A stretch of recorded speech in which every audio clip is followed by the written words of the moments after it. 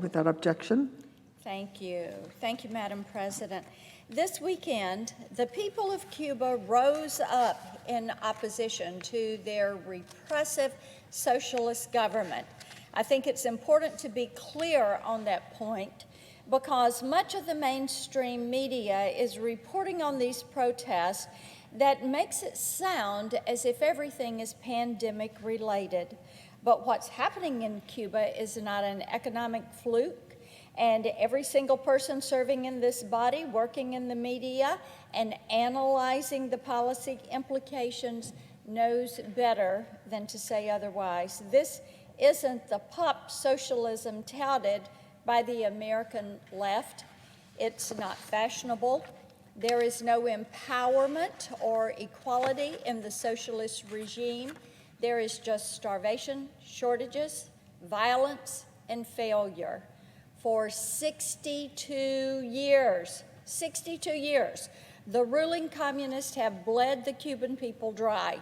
And now armed thugs have taken to the streets to repress the opposition at any cost. Make no mistake, this is a test for President Biden. He must draw a line in the sand. I call on my colleagues in the majority and on President Biden and the members of his cabinet to join me in supporting all who would risk their lives to expose the ravages of socialism in Cuba. We must lead in discussions with the UN and the EU and coordinate opposition to this violence being carried out against the people of Cuba. We must demand that the Cuban government allow for a free and open internet and initiate investigations into if and how Havana used technology supported by the Chinese Communist Party to cut off access to the internet just as the protests started gaining mainstream attention. We cannot stand by while communist thugs gun down their own people. We cannot let this become another Venezuela.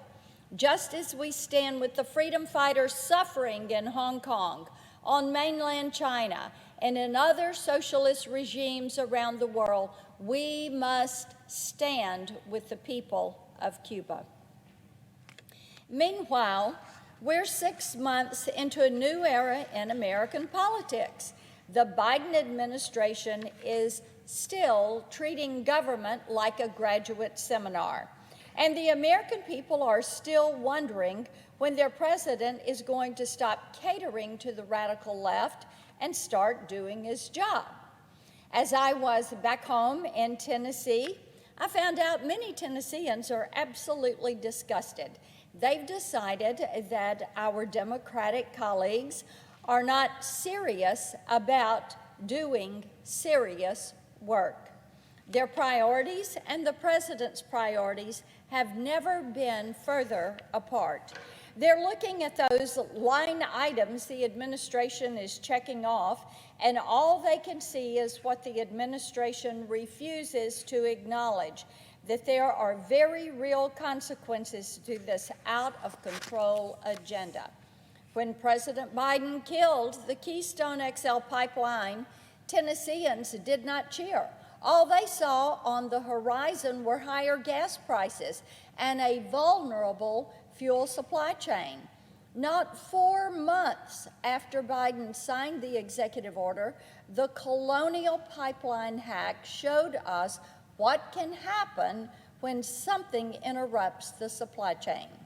When President Biden opened the border, they knew better than to believe all the hype about this so-called solution to our immigration crisis. And their instincts were spot on. Now the chaos tearing apart communities in the American Southwest is bleeding into communities in Tennessee. For Democrats here in D.C., all of those line items came with zero consequences. Instead of focusing on reality, they're making policy based on a perfect world scenario where consequences are simply collateral damage. Of course, here in the real world, when you talk about collateral damage, you're really referring to the people who pay the price for all of these absurd policies. You know, we read a lot in the news these days about what a struggle it is for the Senate majority to get their bills to the president's desk. Madam President, no struggle over legislation or pay-fors will ever compare to what you're putting the average American through. If we want to talk about pay-fors, let's talk about how Americans are supposed to pay for gas to get to and from work. What happens when they just can't afford it anymore? Inflation is already taking a toll on the average family's ability to pay for their weekly groceries. Supply chain problems have made concerns over paying for raw materials like lumber obsolete. There's nothing to pay for. The American people have lost so many simple things that used to be not easy but manageable, but now when they ask Washington to shape up and give them a break, all they get in return is the assurance that struggle and loss is all part of the plan. It's July, and we still haven't seen a reasonable infrastructure proposal. No, instead, what we have is a truly insulting two-bill scheme that Senate Democrats concocted in lieu of a mandate for their radical environmental agenda. What will the American people get from this scheme? Well, just a fraction of what could be the largest spending initiative in history will go toward the roads, bridges, and broadband connections that people actually need and are willing to pay for. If Democrats want the more radical line items, they'll have to force it through by abusing the reconciliation process. In a sane world, this wouldn't even be a choice. They wouldn't do it because Democrats know that the kind of spending they're talking about will exacerbate inflation and increase the deficit. Meanwhile, Senate Democrats have all but ignored their duty to keep the country secure.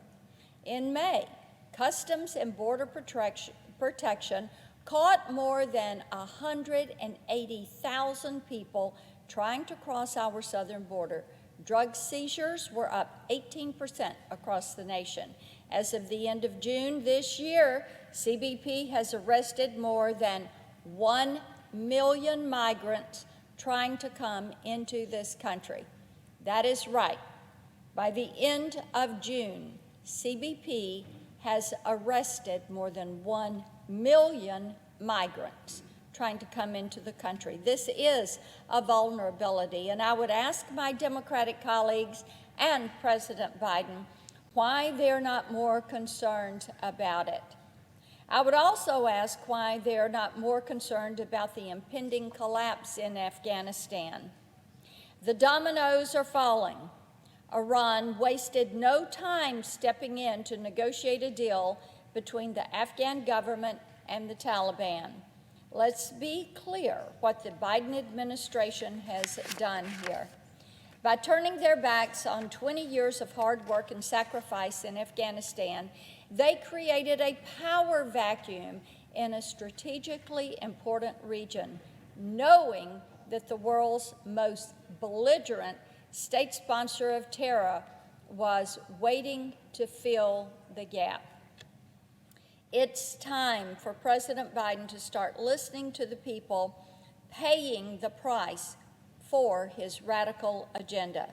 They feel like they're losing their country.